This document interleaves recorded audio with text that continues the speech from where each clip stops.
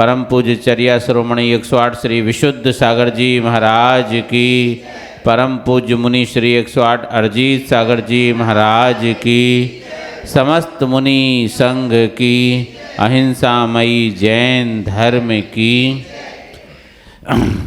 भक्ति भरी इस शाम में हम लोग देशना का पान करने के लिए यहाँ पर आए हुए हैं। भाग दौड़ भरी जिंदगी में विकथाओं से भरी हुई बाजार में निरंतर आर्त रौद्र ध्यान में जो समय बीतता है, उस समय से निजात पा करके अपने अंतरंग में गोते लगाने के लिए और अपनी आत्मा से मुलाकात करने के लिए जो लोग थोड़े से क्षण निकाल लेते हैं, वे बड़े सौभाग्यशाली होते हैं। और वे क्षण भी किसके सानिध्य में व्यतीत हो रहे हैं, इस पर भी निर्भर करता है। हमारे महा पुण्यातिशायी पुण्य का उदय है, पुण्यानुबंधी पुण्य कर्म का उदय है कि संत के समागम में हमें वह भगवान महावीर की और 24 तीर्थंकरों के द्वारा उद्बोधित दिव्य देशना सुनने को मिल रही हैं। आज के कार्यक्रम का आगाज करने के लिए और आज दीप प्रज्वलन के करने के लिए मैं देवियों में से आदरणीय माजी श्रीमती रत्नी देवी काला और श्रीमती शशि पाटनी जी को आमंत्रित करता हूं कि वो आएं और दीप प्रज्वलन करके इस कार्यक्रम का आगाज का करतल ध्वनि से अनुमोदना करें इस कार्य।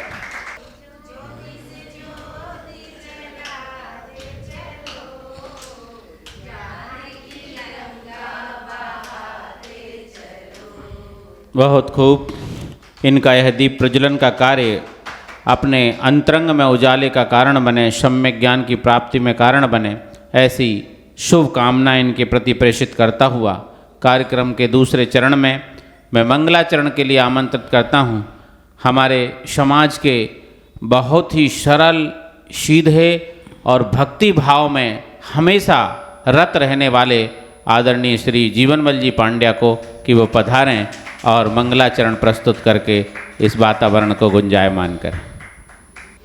सुधात्म चेतन हूँ, इस जग से न्यारा हूँ, मैं नित्य निरंजन हूँ, सब जानन हारा हूँ, मैं ज्ञाता दृष्टा हूँ, चेतन चिद रूपी हूँ, गुण ज्ञान अनंत सहित मैं सीध स्वरूपी हूँ, मैं अमल अखंड अतुल अविकल अविनाशी हूँ, अविकारी अजर अमर निज ज्योति प्रकाशी हूँ।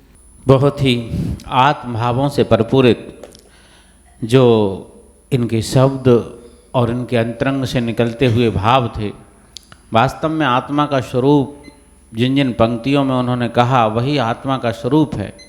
और यही संसार में भटकने की प्रमुख कारण है कि उस आत्मा के गुणों से इस जीव ने कभी मुलाकात नहीं की।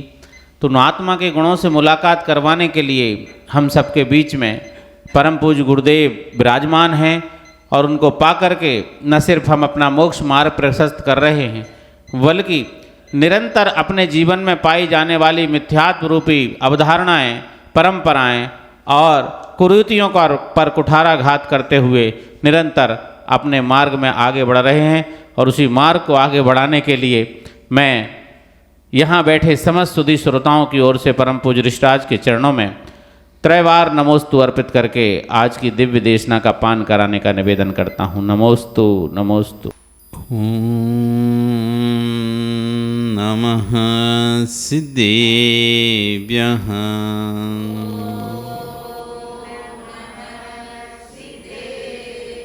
ॐ नमः सिद्धेभ्यः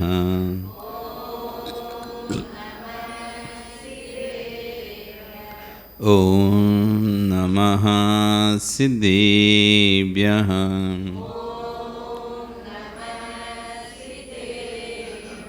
तेरी अड़ी खगिणाए रुतारी मोह सिर सिरेणी बिहू आयरी राउ पस्यो परवादिन्यो भव्य जी लोए नमो अरिहंताणं नमो सिद्धाणं नमो आयरियाणं नमो वच्छायाणं नमो लोए। बोले अनंत से परमेष्टि भगवानी की, आदिब्रह्म आदिनाथ भगवानी की, वर्तमान शासन महावीर भगवानी की, आचार्य कुलभद्र स्वामी महाराज की, आचार्य गौर शेख षट विशुद्ध सागर जी महाराज जी की, अहिंसा में विश्व धर्म की। बंधु, वर्तमान शासन वर्धमान स्वामी के शासन में तीर्थंकर प्रभु की चरण निष्ठा में बैठकर जिन देशना का श्रवण कर रहे हैं, आचार्य हुवन कुलभद्र स्वामी महाराज ग्रंथराज सार समुच्चय जी में संसार के दुख का नाशक सम्यक दर्शन को बोलते हुए बताते हुए समझा रहे हैं कि सम्यक्त वो महारत्न है जो अंधकार में हमको रास्ता दिखाई देता है, रास्ता दिखाता है। जैसे अंधकार हो तो टॉर्च हमारे हाथ में कोई प्रकाशमान वस्तु हो तो हम शांति से उस अंधकार से उस रास्ते को आसानी से पार कर लेते हैं। ऐसी इस संसार रूपी अंधे जहाँ पर अनेक दुखों के गहरे गहरे गड्ढे हैं, क्लेश के गर्त हैं, कष्टों के कांटे पड़े हुए हैं, ऐसे इस संसार के रास्ते को यदि पार करना है तो सम्यक दर्शन दीपक होना जरूरी है। आचार्य वन बादीराव स्वामी महाराज एक ही भाव स्तोत्र लिखते हैं और एक ही भाव स्तोत्र में एक बहुत अच्छा श्लोक लिखते हैं कि भगवान इस संसार का जो मार्ग है, मोक्ष का जो मार्ग है, संसार से हटकर जो मोक्ष की ओर जब वृद्धि को आदमी बांगे बढ़ता है तो ये मोक्ष का मार्ग मोह रूपी अंधकार से ढका हुआ है। लोगों को समझ में नहीं आता मोक्ष मार्ग कहाँ से, जब मोह का पर्दा पड़ा रहता है तो कितना भी हम समझाएं, कितना भी कोई व्यक्ति समझाए किसी बात को तो समझ में नहीं आती। तो कह रहे मोह रूपी गहरे अंधकार से मोक्ष का मार्ग ढका हुआ है, जिसमें क्लेश के दुखों के परिचय के गहरे गहरे गड्ढे हैं, उबड़ खाबड़ रास्ते हैं। ऐसे रास्ते को कौन व्यक्ति बिना दीपक के पार कर सकता है? कोई उबड़ खाबड़ रास्ता हो, अनेक गड्ढे हों और अंधकार से भरा हुआ हो, ऐसे रास्ते को कोई व्यक्ति बिना प्रकाश के कैसे पार कर सकता है? यदि पार करने भी जाएगा तो कहीं ना कहीं गिरकर अपने हाथ पैर तोड़ लेगा। ऐसे ही मोक्ष का जो मार्ग है मोह रूपी अंधकार से ढका हुआ है, दुखों के, कष्टों के गड्ढे, क्लेश के उबड़ खाबड़ रास्ते हैं। ऐसे रास्ते पे यदि आपका सम्यक दर्शन रूपी दीपक उसके हाथ में ना हो तो मोक्ष का मार्ग कभी भी तय नहीं कर सकता। जिसको भी मोक्ष का मार्ग तय करना है उसे सम्यक दर्शन रूपी दीपक की आवश्यकता पड़ेगी। अंधकार से बचने के लिए जैसे प्रकाश की जरूरत पड़ती है, अंधकार से के भय से दूर होने के लिए प्रकाश की आवश्यकता पड़ती है, वैसे संसार के दुखों से दूर होने के लिए सम्यक दर्शन की आवश्यकता होती है। इसी बात को आचार्य वन आज अपनी गाथा में कह रहे हैं कि संसार के दुखों को नाश करने वाला और निर्वाण को देने वाला कोई है तो उसका नाम है सम्यक दर्शन। सम्यक्तम परम रत्नम संकादिमल विवर्जितम संसार दुख दारिद्रम नासेत सुविनिश्चितम। सम्यक्तम परम रत्नम, सम्यक सभी रत्नों में परम उत्कृष्ट रत्न हैं। संकादि मल वर्जितम, जो शंका आदि 8 मल दोषों से रहित है, ऐसा सम्यक दर्शन सभी रत्नों में परम रत्न है। संसार दुख दारिद्रम नासेत सुविनिश्चितम। इस सम्यक रतन से जैसा जिसके पास जैसे किसी पास पैसा होता है, धन होता है, तो सारा दुख दरिद्रता सब उसकी नष्ट हो जाती है। पैसा आते ही व्यक्ति के पास उसका दुख कष्ट सब दूर हो जाता है, अच्छा धनवान हो जाता है, आराम से जीवन यापन करता है। जितनी दरिद्रता होती है सब नष्ट हो जाते हैं। कह रहे सुनिश्चितम, ऐसी सुनिश्चित जानो क्या, संसार दुख, संसार के दुख, दरिद्रता सम्यक दर्शन के आने पर नाश एत नियम से नष्ट हो जाएगी, ऐसा सुनिश्चितम, आचरण में बिल्कुल निश्चित पक्का है, कोई संशय नहीं करना, पर सम्यक होना चाहिए। कैसा? संकादि 8 दोषों से रहे। क्या है संकादि 8 दोष?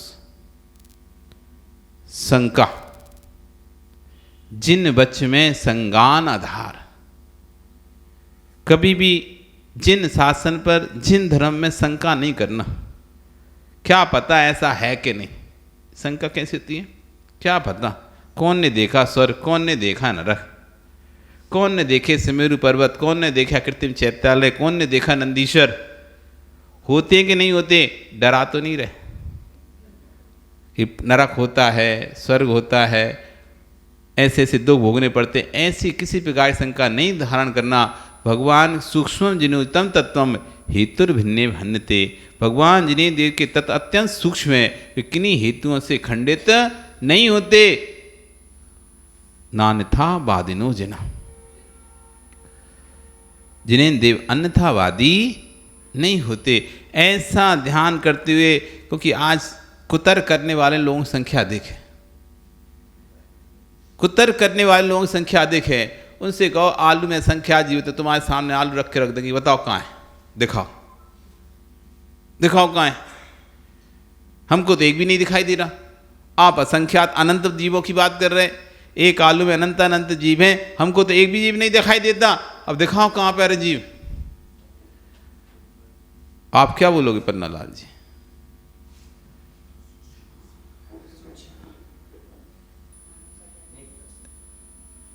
ऐसे तो फिर लौकी में भी हो सकते हैं सूक्ष्म, वो भी तो नहीं दिखाई दे रहे।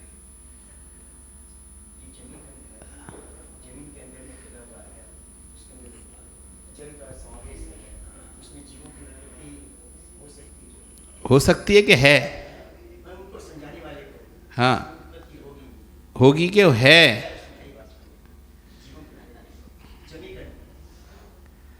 अब सान वाला कने कुतर कर सकता है, अब उसे तो प्रैक्टिकल देखना है, तो हर वस्तु प्रैक्टिकल नहीं हो सकती।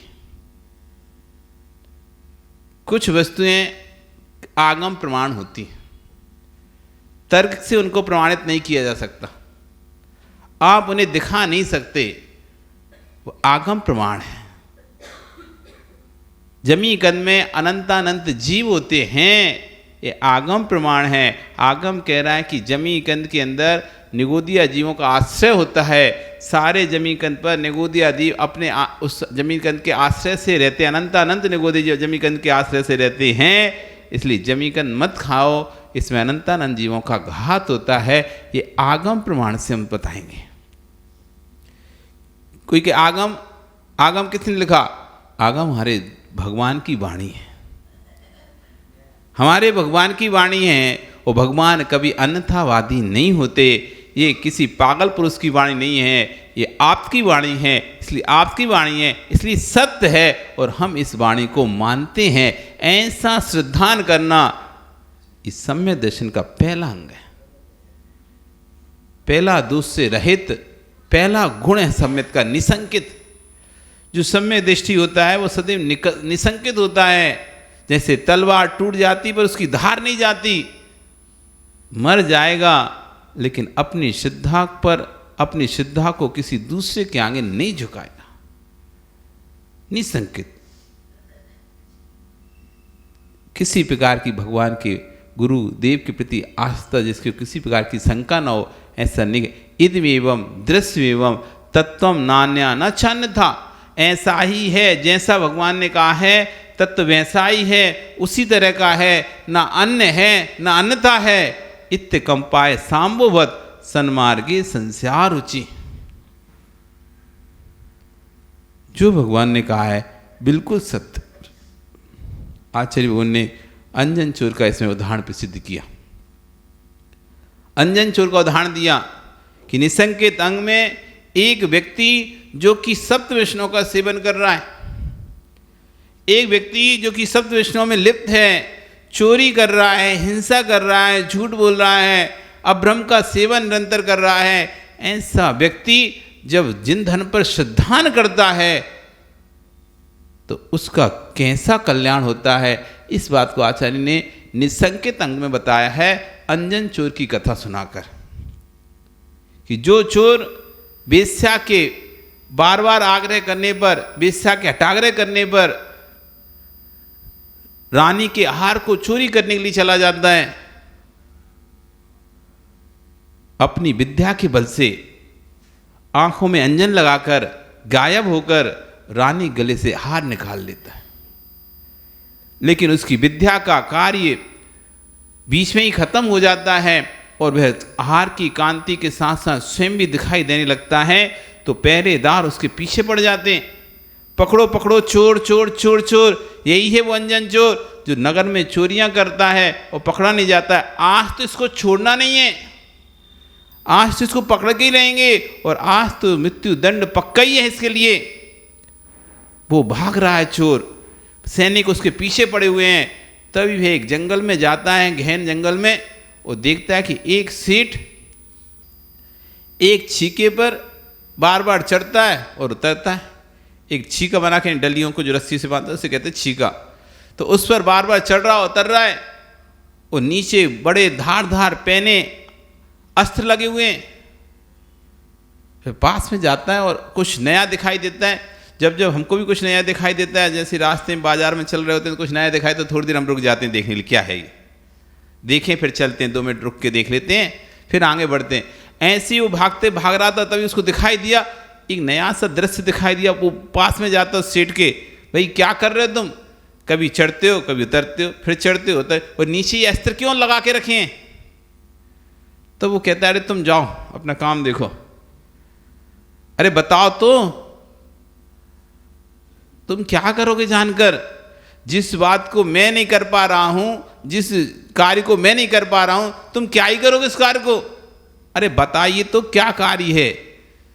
तो कहता है कि यहां पर एक सेठ रहता है, उसका नाम बताता है। उस सेठ ने मुझे बताई थी एक आकाश में गमन करने वाली विद्या होती है, जिसमें आकाश में चलते हैं।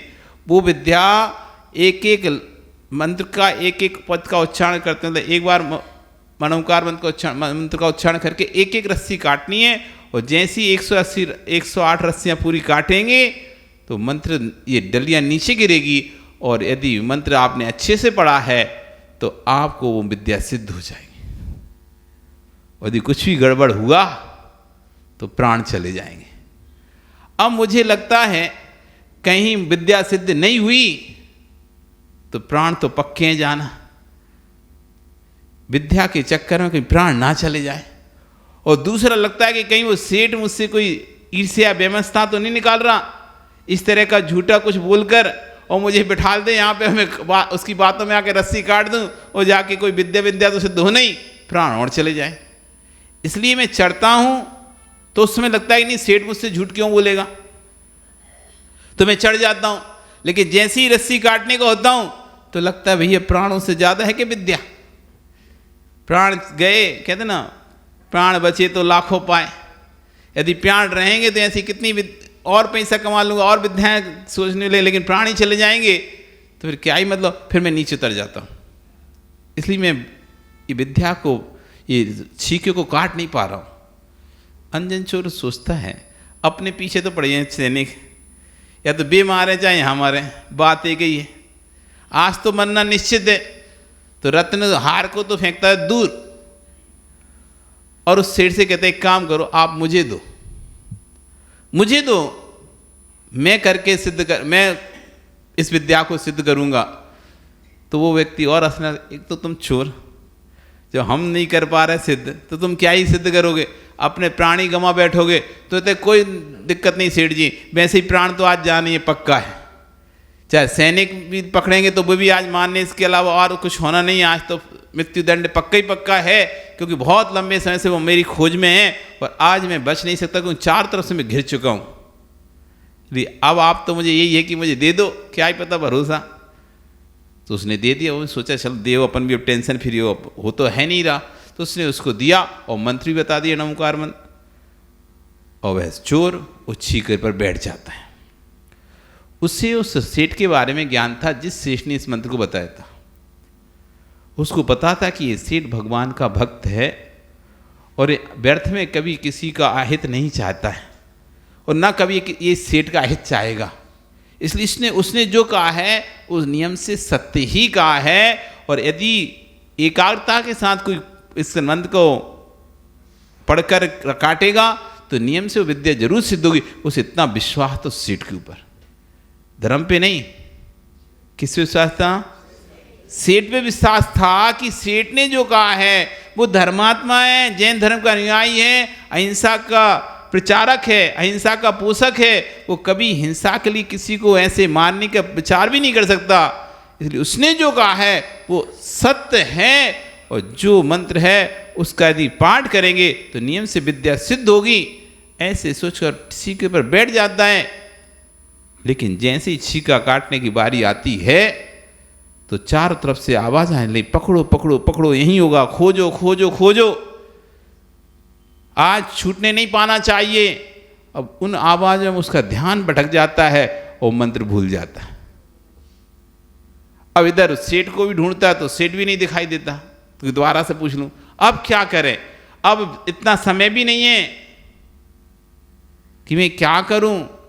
उसके तो अंदर श्रद्धा थी, इस बात की श्रद्धा थी सेठ ने झूठ नहीं बोला होगा, भगवान ने जो कहा वही सेठ बोलता है। इसलिए सेठ वचन प्रमाणम, कुछ नहीं जानता मैं, मंत्र क्या है नहीं है, सेठ वचन प्रमाणम। इतना समय भी नहीं है कि एक एक काटता जाऊं, सेज बटन वचन प्रमाणम। और ऐसा सोचते हुए पूरे रस्सियां एक साथ खटाक से खट खट खट खट काटता चला जाता है। और जैसे ही वो छीका तेजी से नीचे गिरता है और बिल्कुल जब उन अस्त्रों पर गिरने वाला होता है तभी आकाशगामिनी विद्या उस छीके को अपने अधर में छील लेती है और सामने हाथ जोड़कर खड़ी है, स्वामी मुझे क्यों आह्वान किया। आश्चर्यचकित है ये, आश्चर्यचकित है अंजन, क्या वास्तव में विद्या सिद्ध हो गई? जबकि कोई मंत्र भी नहीं पढ़ा, सेठ को तो मंत्र पढ़ना था पूरा, मैंने तो कोई मंत्र भी नहीं पढ़ा। मात्र इतना श्रद्धान करने से कि सेठ ने जो कहा है वो सत्य है, क्योंकि भगवान का भक्त है, विद्या सिद्ध हो गई है। तो कहता है मुझे तो बस उस सेठ के पास ले चलो पहले, बस जिस सेठ ने ये विद्या इनको बताई है उस सेठ के पास लेके चलो। वो आकाशगान विद्या सेठ सुमेरु पर्वत में आकृतिम चैत्य वंदना कर रहे थे, वहां पर पहुंचते हैं, सेठ जी को नमस्कार करता है। सेठ जी पूछते तुम कौन और कहाँ से आए? लग तो ऐसे नहीं रहा कोई विद्या सिद्ध करने वाले, विद्या तुम्हें सिद्ध कैसे हो गई? तो उसके सब आपकी कृपा से हुई है। मेरी कृपा से? उसने पूरा घटनाक्रम कह सुनाया। तब सेठ जी से बोलता है क्या कोई और भी ऐसी विद्या है जो मैं सिद्ध कर सकता हूं? सेठ कहते हैं देखो तुमने जब इतनी सी एक मंत्र पर श्रद्धान करने से ये विद्या सिद्ध कर ली है, यदि पूर्ण रूप से तुम धर्म पर श्रद्धान कर लोगे तो तुम केवल ज्ञान विद्या को प्राप्त कर सकते हो। तो उसने कहा मैं बताओ मुझे कहाँ पे इस धर्म के बारे में कहाँ पे जानकारी मिलेगी? तब उन्होंने मुनिराज के पास उसको भेजा, मुनिराज ने उसे दीक्षा दी और उसने पूर्ण दीक्षा लेकर और श्रद्धान धर्म पर श्रद्धान करके इतनी तपस्या की, उसी भव में अंजन चोर केवल ज्ञान प्राप्त करके सिद्ध बन गया। अंजन बने निरंजन, अंजन हुआ निरंजन। किस पर, किस बल पर? एक श्रद्धा के बल पर, मात्र नमोकार के बल पर नहीं, नमोकार के पर नहीं, सिर्फ श्रद्धा के बल पर। नमोकार तो उसे आते ही समझ में नहीं है तो क्या लिखा है, कि उसको कोई लिखा तो था नहीं, सुना ही था, सुना सुना भूल गया। श्रद्धान इतना था कि सेठ ने जो कहा है वो असत्य नहीं होगा, वो सत्य है, इतना श्रद्धान है। ऐसी आपके अंदर श्रद्धान होना चाहिए। जो महाराज बता रहे हैं, जो भगवान की वाणी है वो सत्य है। ऐसा जिस दिन को तुम्हारे अंदर श्रद्धान आ जाएगा, फिर तुमसे कहेंगे भैया रात्रि भोजन त्याग कर दो, इसमें नरक का द्वार है रात्रि भोजन, तो आपको लगेगा नहीं भैया भगवान की वाणी झूठी नहीं हो सकती। मैं रात्रि भोजन सेवन नहीं करूँगा, त्याग करता हूँ, तब समझना तुम्हारे अंदर अब आ रहा है सम्यक दर्शन। अभी आपको लगता है महाराज लोग तो ऐसे बोलते ही रहते हैं, ये त्याग करो, वो त्याग करो, वो त्याग, महाराजों का तो काम ही त्याग कराना है। क्या लगता है पन्नालाल जी, महाराजों क्या अभी तो कहेंगे चलो साथ में, चलो साथ में, चलो साथ में, तो हम चले जाएंगे कैसे उनके कहने से? वही तो समय बताएगा, वो तो हम थोड़ी ना जाने वाले हैं। समय बताएगा तो हमें बहुत जीना है और बहुत रहना है। महाराज लगे रहते हैं कि समय का भरोसा नहीं है, समय का भरोसा नहीं है, कब चले जाओ, कब चले जाओ। महाराज को क्या पता, समय बताएगा मैं अभी 80 साल और जीऊँगा।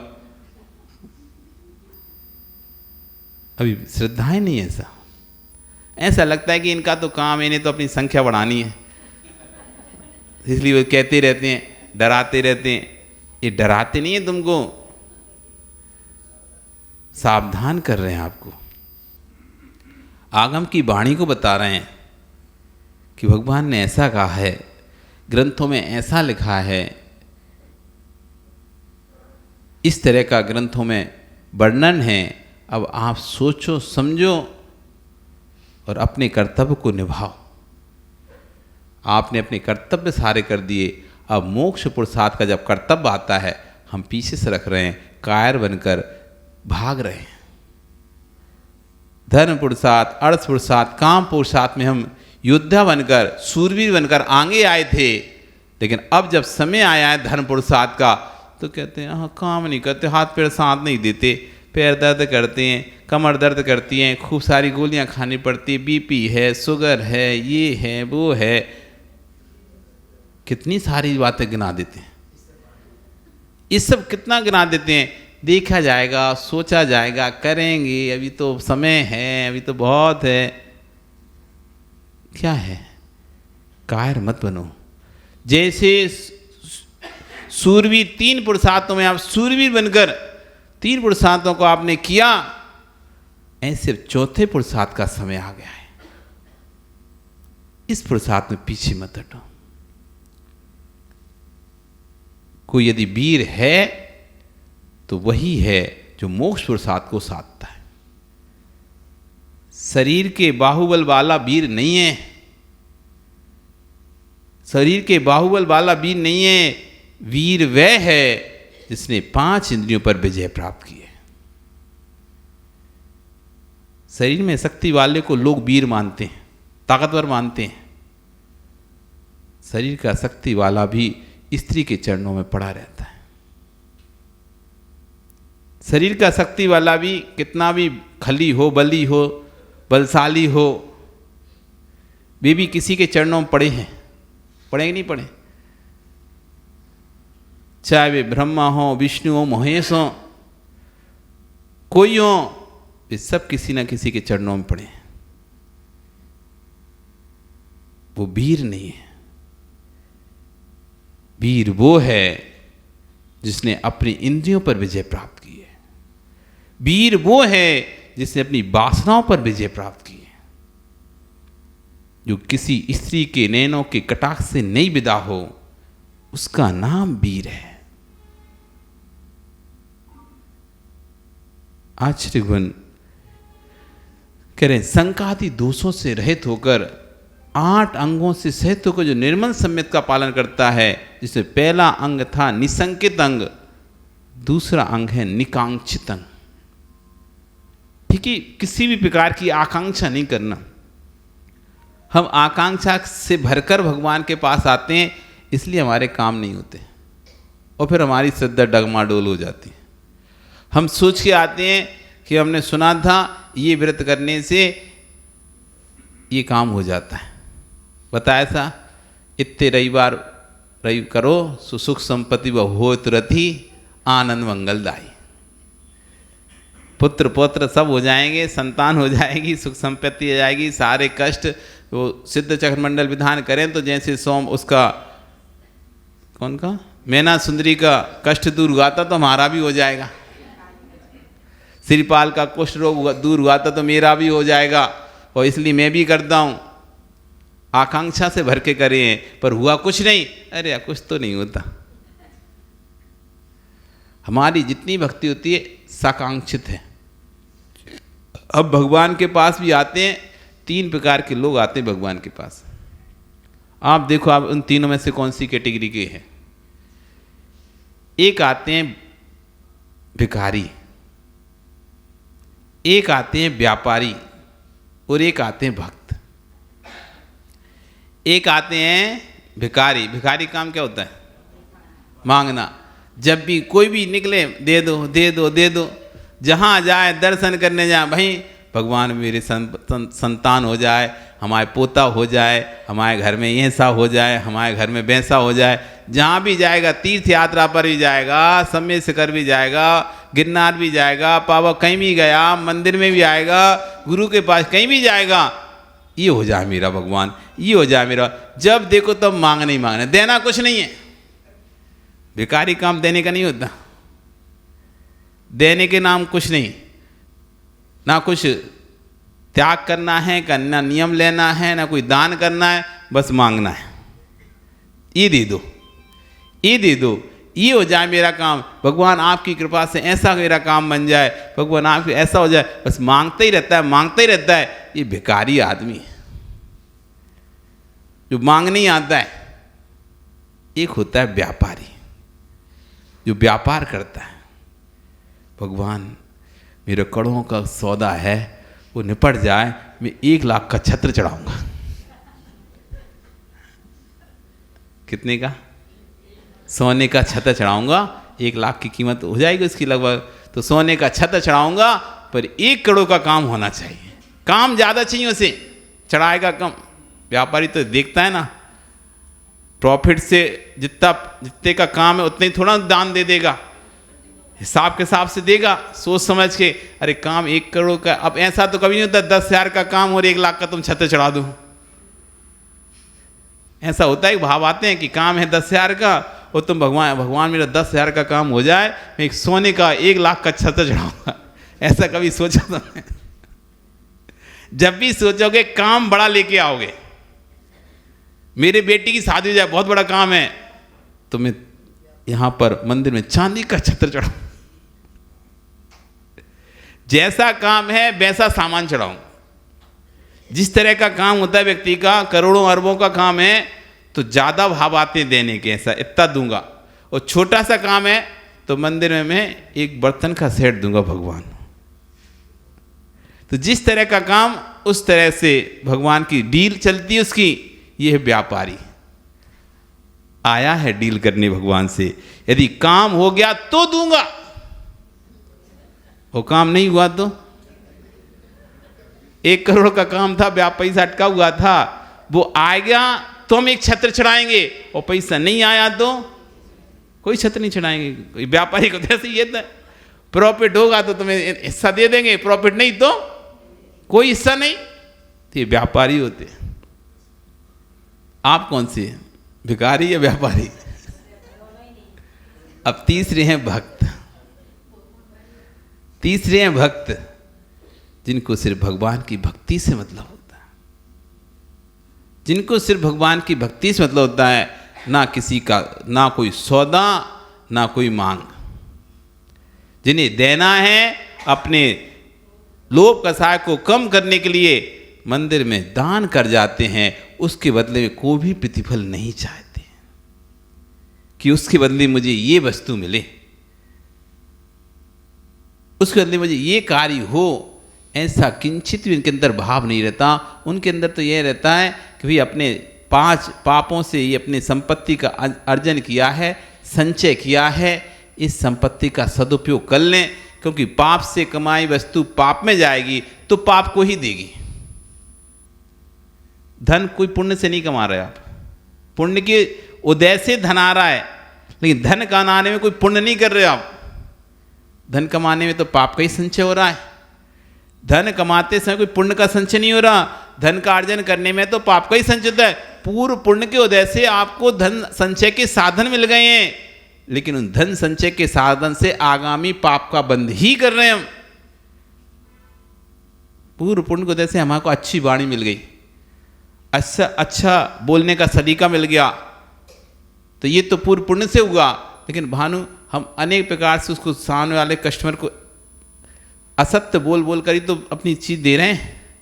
यदि हम सारी बातें सत्य बता दें तो वो तो भग जाए, देगा ही नहीं।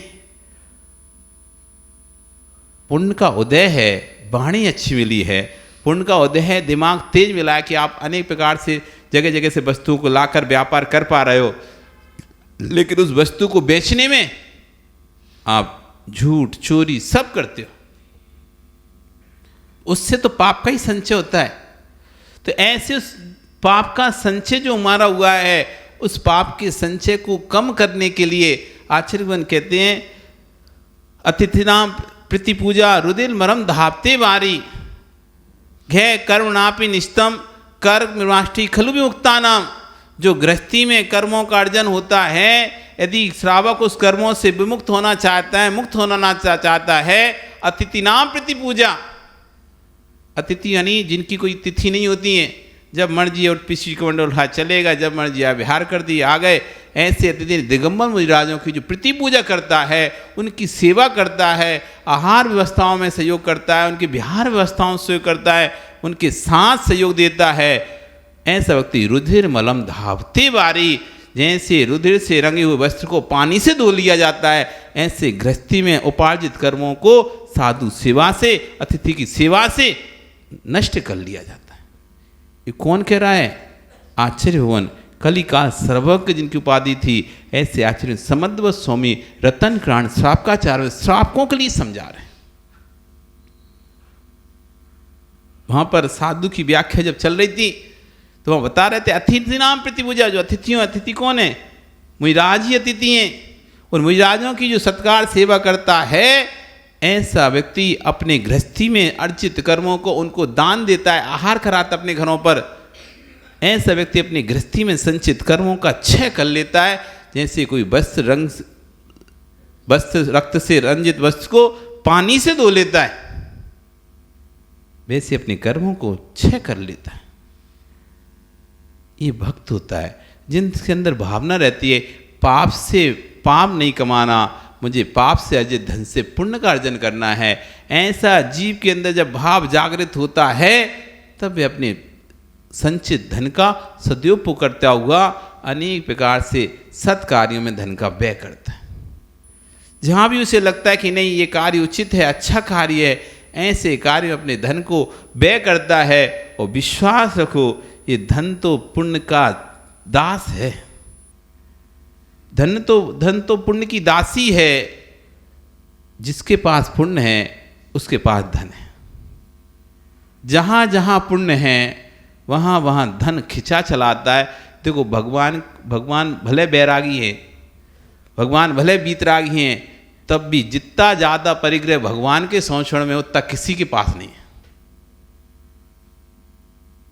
उनका संरक्षण का वैभव आचार्य को जब कथानक लिखते हैं, तो जब उसका लिखते कथानक गौतम स्वामी का जब इंद्रभूति पर्याय में जब ब्राह्मण के रूप में इंद्रभूति है और भगवान की देवी धुनी खिर नहीं रही है, तो सौधर्म इंद्र अनेक उपायों के द्वारा जब इंद्रभूति को संरक्षण में लेकर आता है, तो इंद्रभूति तो अपने वैभव को जो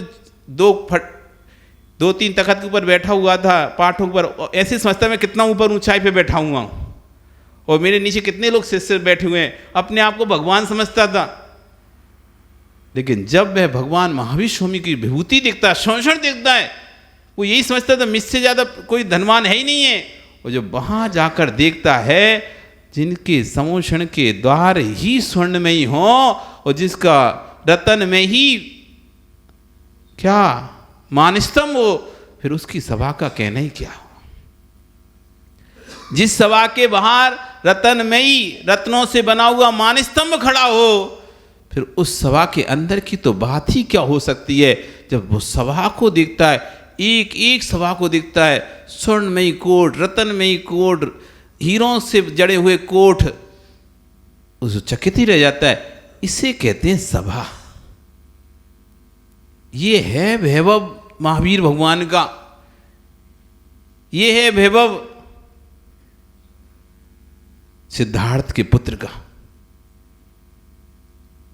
ये है वैभव कुंडलपुर के युवराज का। भगवान का वैभव देखते ही बनता है। भले भगवान उससे निर्लिप्त हैं लेकिन पुण्य से भरे हुए हैं, भले परिग्रह से रहित हैं लेकिन पुण्य से लबालब भरे हुए हैं। तो तीन लोक के जितने भी सुंदर से सुंदर और अच्छे से अच्छे पदार्थ हो सकते हैं वे सब भगवान के संरक्षण में। तीनों लोकों के पदार्थों की शोभा को भी हीन करने वाले जो पदार्थ हैं वो भगवान के शोषण में। पुण्यवान के पास क्या नहीं होता, पुण्यवान के पास क्या नहीं होता। तीनों लोक की संपत्ति भी उस समोषण की संपत्ति के विभव के आगे फीकी है। इतनी आभावान, तेजवान, इतना उत्कृष्ट जो स्थान होता है समोषण, उसके आगे लोक की कोई भी सभा उसके सामने नहीं टिक पाती। किसके बल पर है इतना वैभव? पुण्य के बल पर। किसके बल पर है वैभव? ये कोई भिखारी का संरक्षण तो नहीं लग रहा वहां पे। तीर पुण्यात्मा जीव का स्थान है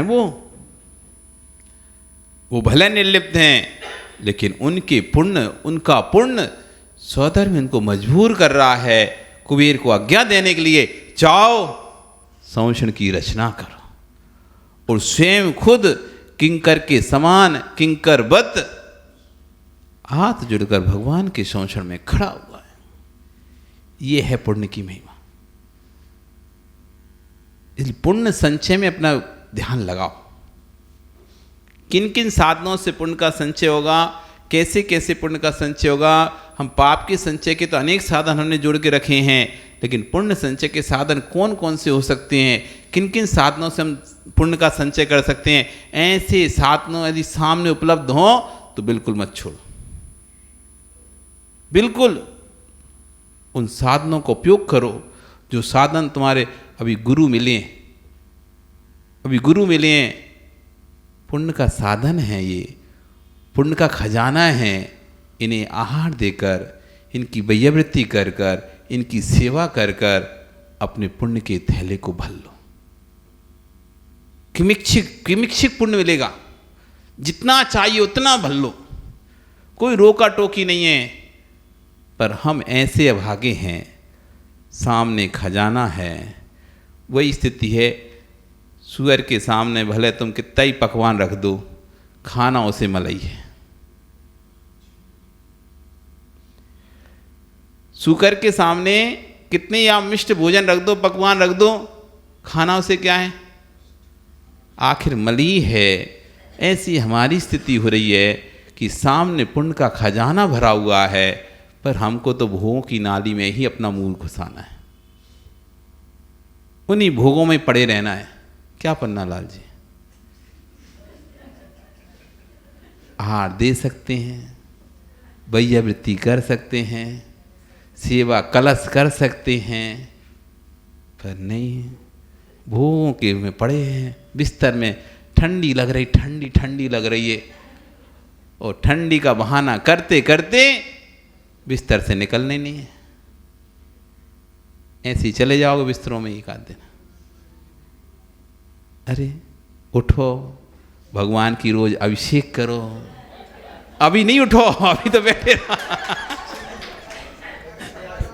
अभी मत उठो, अभी तो समय उठने का तुम्हारा। अभी बैठे रहो, बस सुबह उठा करो। सुबह उठ के आ गए, प्रकाश अभिषेक करे, आहार दिए।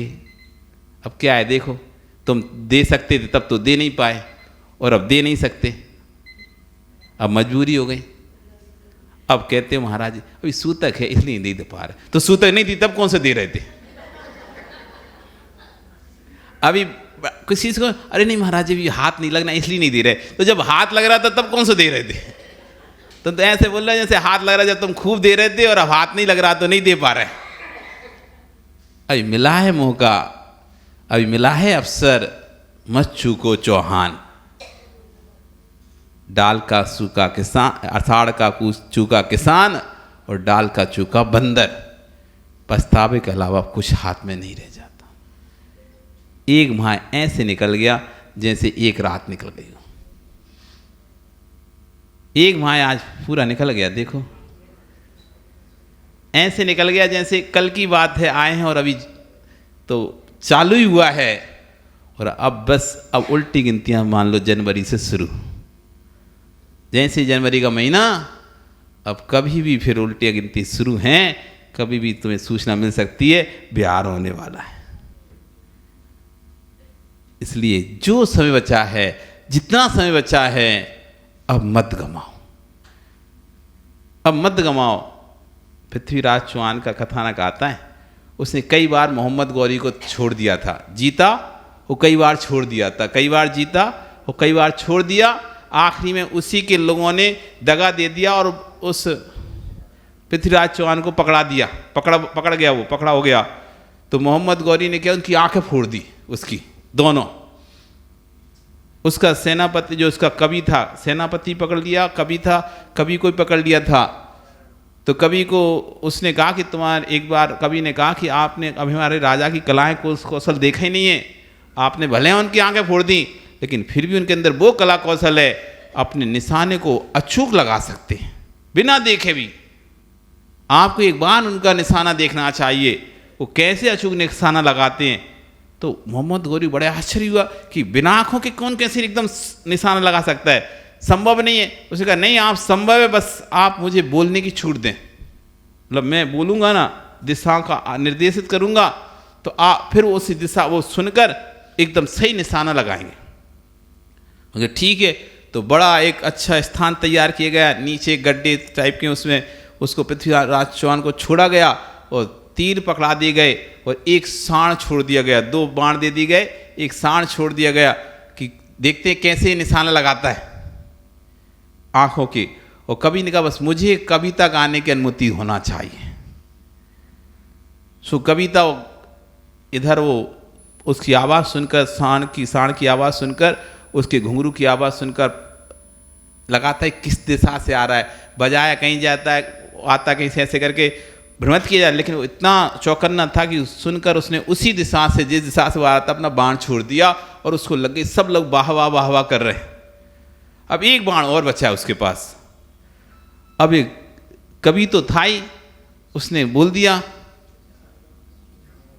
4 बांस 24 गज अंगुल अर्थ प्रमाण, ता ऊपर सरदार है अब मत चूको चौहान।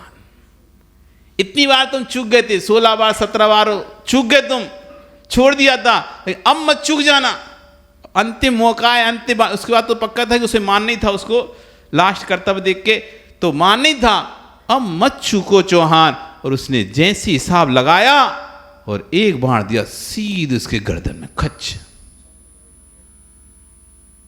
इसलिए अब मत चूको चौहान।